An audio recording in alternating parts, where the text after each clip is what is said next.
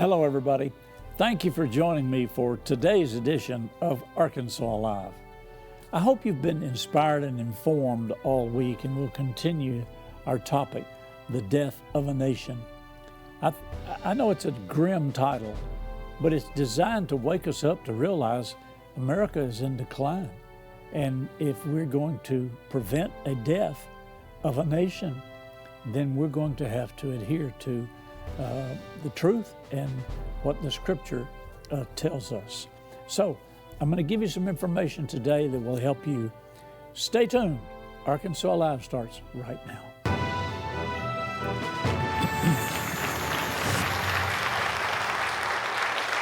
As I have previously stated, and I want to reiterate again, and this is my personal opinion, I believe that abortion is the number one issue in the land today, and the war that we see raging is going to be over abortion. I think it's going to be the central theme of the presidential election, and I think that we're going to see that over all other issues. Immigration, inflation, the two wars going on in Europe, all the things that we're facing, climate change.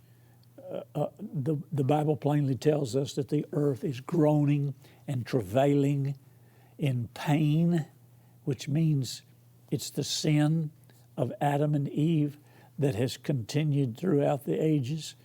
Even though Christ died for us to be redeemed, the earth is still reeling and hurting until it is redeemed.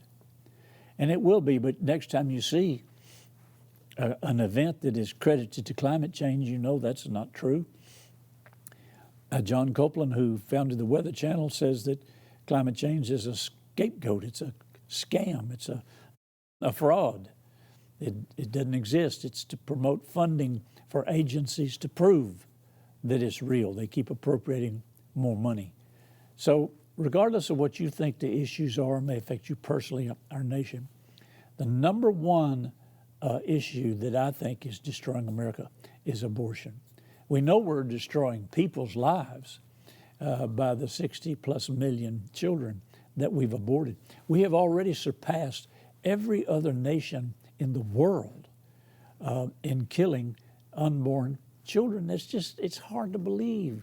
It's almost painful when you realize and face the facts and be honest. But that's the death of America. The death of a nation is going to be abortion. I mean, this is a war, and there are people that are screaming and hollering and clawing, and it's even though the Supreme Court has reversed Roe versus Wade, which was an unconstitutional act, and they admitted it, and you know, there is no constitutional right to abortion in America anymore. But that doesn't stop those that want it to fight to resurrect it. Let me read to you the book by President Ronald Reagan called Abortion, the Conscience of a Nation. And I want to quote him. I want to read you information that you may not have heard before. Some of you may have heard it. This book was written in 1984. Abortion on demand was set by the Congress in 1973. So this was over a decade after abortion on demand was made law of the land. And President Reagan took a chance. Of course, he didn't think it was a chance. He didn't care what anybody said or what became of what he said. He just knew that he had to deal with this. Very few presidents had ever been willing to deal with this as a seated president. But his book is called Abortion, Conscience of a Nation. And he starts out by talking about Mother Teresa. She was a good woman, but she rarely ever spoke without condemning abortion. And for those of you that are watching that maybe are younger and don't know who Mother Teresa was, she was an Indian lady who took care of children all her adult life. From India. And she said, abortion is a crime that kills not only the child, but the consciences of all involved. So Ronald Reagan took that, abortion, the conscience of a nation, and said abortion concerns not only the unborn child, and the unborn child is kind of left out in the cold. You don't deal with the killing of the child, you deal with the rights of the mother. My reproductive rights. Well, what is that? You have the right to reproduce. Nobody's stopping anybody from reproducing. You have the right to choose whether to reproduce or not. But you don't have the right to kill the innocent child who has no voice. Okay, let's give you a little more history. Mother Teresa, or Malcolm Muggeridge, who was an English gentleman, he was involved in England's right to have an abortion, and he was very passionate about what he said. And Ronald Reagan emulated him, and he said, abortion is a national disaster. So if we continue to abort unborn children, to kill the children before they're born, then we are inviting a national disaster. And if it doesn't change or stop, then it'll be the death of America. The leader of the Liberal Party in England, David Steele, was responsible for launching the bill legalizing abortion in the House of Commons, hereby preparing the way for abortion on demand in America. The abortion issue is far and away the most important one facing what we call our Western civilization. If we continue to tolerate legalized abortion, it will amount to a collective suicide. This is self-induced. It will amount to collective suicide. In this country, a baby is aborted, murdered every 3 minutes. Every 3 minutes in America. I don't think many people realize this. This is not a criticism of America. This is not a America bashing statements, but these are the facts. America is the leading producer of pornography in the world. It's unfathomable to realize that. You'd think it would be Europe or some of the communist countries. Oh no, it's America. America is the number one creator of pornography in the world. And bring it back to the 50 states. California is the largest producer, more accurately Hollywood, is the largest producer of porn in the world. Now, you tell me, what do you think when you see the hurricanes, the tornadoes, the fires, the earthquakes, the volcanic eruptions? What do you think when you see all these natural disasters?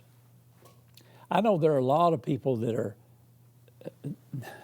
confused and deceived in believing Calvinism. Everything that happens is God. Fatalism, whatever happens to you is the will of God. That's not biblical. That's deception. But there is a connection between the increase of all the things that we have seen, Just take a look at this. I'm not trying to minimize a human life, but just take a look at the shark attacks. Who ever heard of so many shark attacks? The eruption of volcanoes all over the world. The fires in California. California is on fire. It's blazing. Do you think that all of that is a coincidence? And I'll tell you right now, it's not God's anger. It's not God's wrath. It's the recompense of the reward.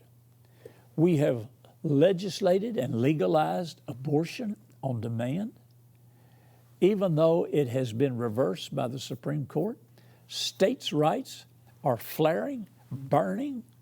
The protests on college campuses, the anti-Semitism, all of the wars and fights and clashes in our country, the poverty, the inflation, everything that's happening to the earth, everything that's happening to the sun. Do you think those things are just happening? You think that's just happenstance? No.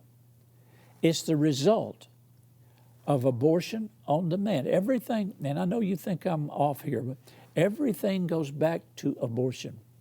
Abortion is the central issue in the death of a nation.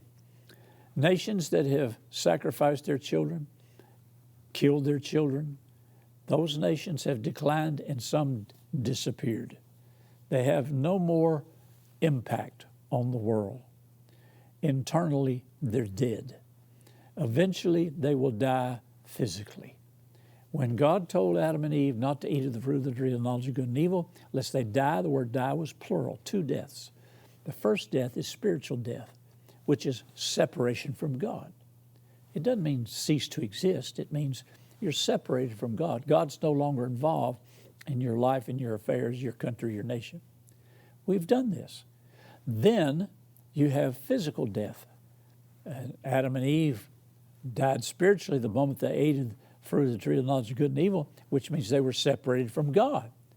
You know, Adam said, "Where are you? Who are you? Where are you, God?"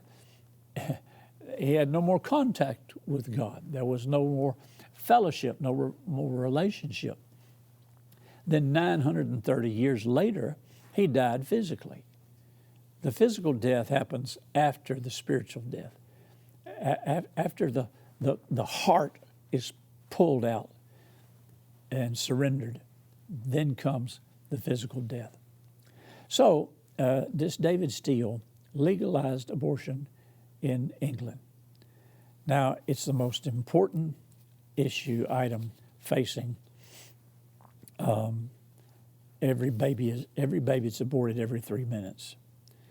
Dr. C. Everett Koop, who was Surgeon General at the United States, warned a long time ago, that infanticide would follow closely after abortion because it would be justified. And that's also hard to believe. Infanticide means that we willingly kill children. It's the next step after abortion. Infanticide, euthanasia, we start determining who can live, who can't live, who we want to live, who we don't want to live. For the same reasons, justified.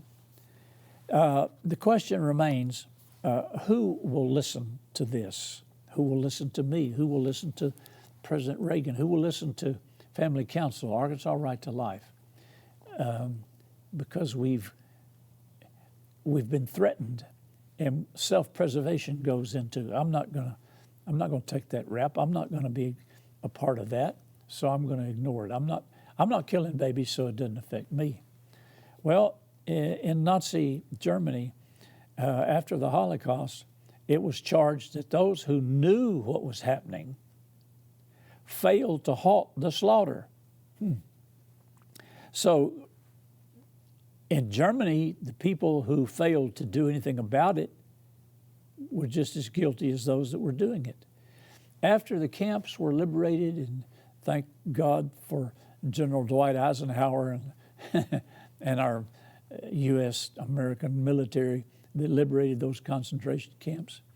Eisenhower made the German society come out to one of the camps and walk through the death ditches, the death camps, the ovens, the slaughter. He made them walk by and look at it, and they had handkerchiefs over their mouth because they couldn't stand the smell. He made them look and see what was going on right under their own noses, and they did nothing about it. So the guilt is ours. We know about it. We know what's going on, and we've done nothing to stop it. And if you attempt to stop it, you get highly criticized and made a fool of. Our national policy of abortion on demand through all 9 months of pregnancy was neither voted for by the people nor enacted by our legislators. Not a single state had such unrestricted abortion before the Supreme Court decreed it to be a national policy in 1973. But the consequences of this judicial decision are now obvious. Since 1973, 63 million unborn children have had their lives snuffed out by legalized abortion. That's over 10 times the number of Americans lost in all our national wars. And they never had a chance. It's amazing information, isn't it? Let me keep on reading, see if there's anything else I want to read.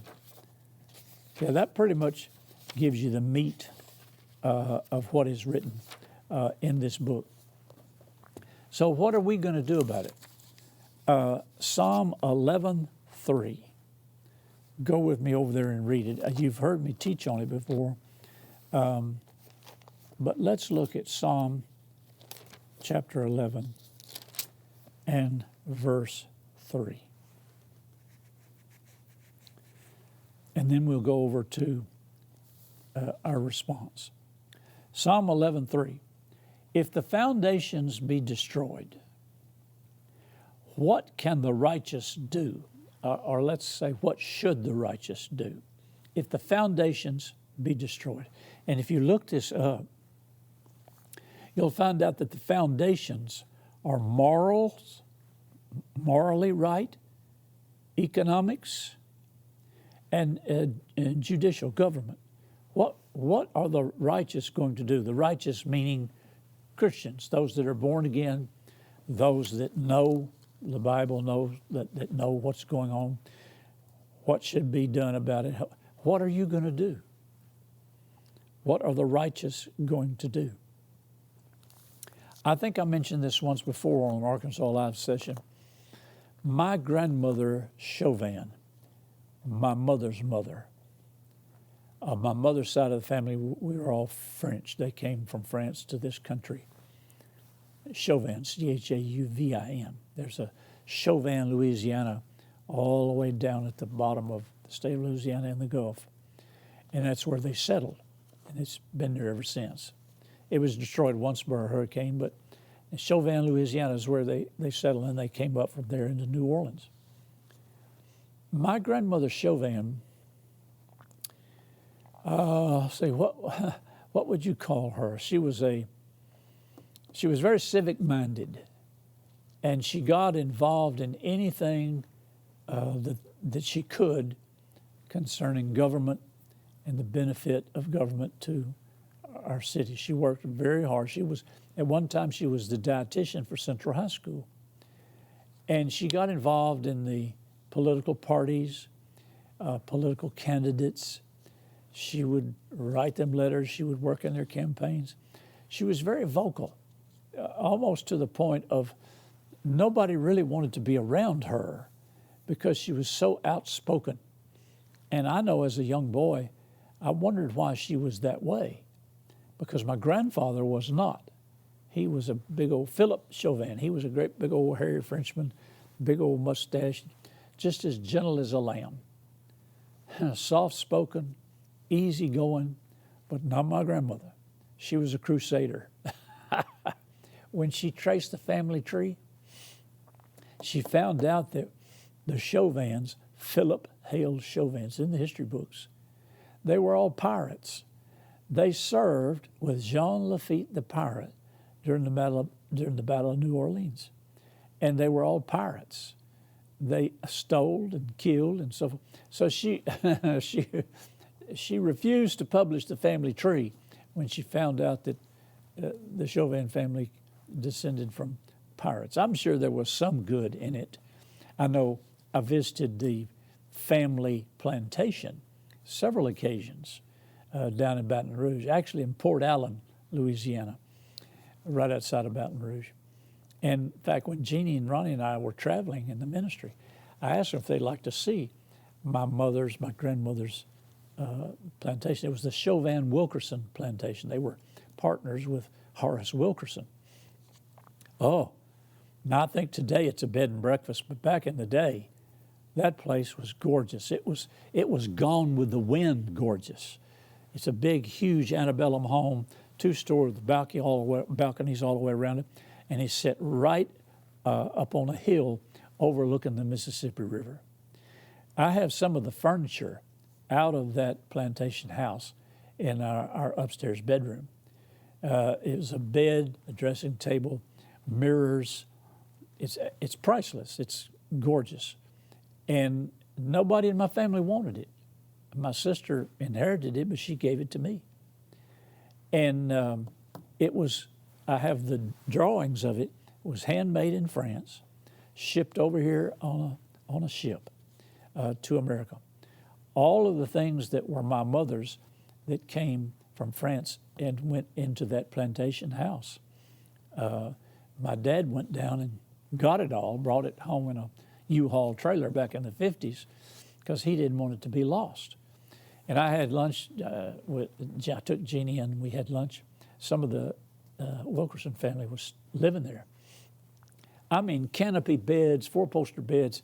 Out on the veranda, you could go out and sit and watch the ships come up and down the Mississippi River. Moss from the trees. I mean, it was typical Gone with the Wind, gorgeous. Well, my grandmother was a very active. I have a picture of her riding down Canal Street in New Orleans in a Confederate uniform. That's right. She was a daughter of the Confederacy. And she had that. You ever saw the movie Gone with the Wind and Scarlett O'Hara? That was my grandmother as a young girl, as a young woman. I mean, she was tough. And she took that and used it for Arkansas. She was very involved in Arkansas politics. And she wouldn't bow to anybody. She was determined. And she was going to use her determination and her aggression and her interest for good. Well, I'm not arguing that you should be like that. I'm just saying we should be something. We should be making a difference. We should be, the Bible says, what shall the righteous do if the foundations be destroyed? What are you going to do? Are you going to sit idly by? Or are you going to get up and go do something? You can do any number of things. Everybody doesn't have to be on the front line. You can be in the background. But you have to do something. So if the foundations of morals, the foundations of economics, the foundations of government, if they are destroyed, what can the righteous do? And this is a major platform. Now I've taught you enough to know better than to endorse Kingdom Now teaching. Kingdom Now teaching comes from dominion theology. It's error when you get past going into every man's world. Kingdom Now suggests that we are to take over the mountains of authority, and by doing so, we'll bring Jesus back. Not true. Jesus' return, the rapture, second coming, is all a set time. Even though nobody knows the day or the hour. It's a set time. God knows it. Even Jesus doesn't know it, but God knows it. But you're not going to bring Jesus back by conquering all of these 7 mountains that have been taught, and the 7 mountains of influence and 7 mountain mandate. All that comes from dominionism, dominion theology. Now, going into every man's world, preaching the gospel, functioning there, becoming a part. Look at our Secretary of State, John Thurston. John used to work with me here at the church. He was in our maintenance department. And John came driving in on the campus one day in his pickup truck with 4x8 sheet of plywood fastened in the back of his truck. And he had written on there, Jesus is Lord over Little Rock. And I had people in my congregation tell me, you ought to tell him to take that out of his truck. I said, no. I said, we all need to put one in our trucks. Jesus is Lord. Well, John was one of our top staff members at the church in the ministry. And he went on to become interested in politics, and he went to some meetings, and he was asked to run for land commissioner in the Republican Party. And so he did, and he won, and he served as land commissioner, collected millions of dollars of back taxes for the state of Arkansas. He honed his skills. He also asked if he could take some of our staff, my receptionist and secretary, to help him down there, and he did. Then the next thing he did was run for Secretary of State. Here's a man who learned. He told me one time, he said, everything I learned, Pastor, I learned at Agape Church when I worked for you. And he said, and I've taken it and applied it to my position for the state of Arkansas. Now, he's an influence. We've got other people that are involved in, quote, politics, that are involved in helping our state, our nation, our cities. So what are the righteous going to do? They're going to get involved. They're going to plug in. They're going to go to work. They're going to take their talents and use them for the glory of God. Now, we'll pick this up tomorrow as we continue the death of a nation. Now, remember, Jesus is Lord of Arkansas, and where you're watching, too. Send your questions, comments, and testimonies to Happy Caldwell at Post Office Box 26207, Little Rock, Arkansas 72221, or email happycaldwell@vtntv.com. Remember to follow VTN on Facebook at VTN Your Arkansas Christian Connection, and follow Happy Caldwell on X at Happy_Caldwell. VTN is on Roku. Search VTN in the channel store and add us to your lineup. Today's episode is available to watch on demand at VTNTV.com and click Watch. You can also watch VTN via live stream at VTNTV.com.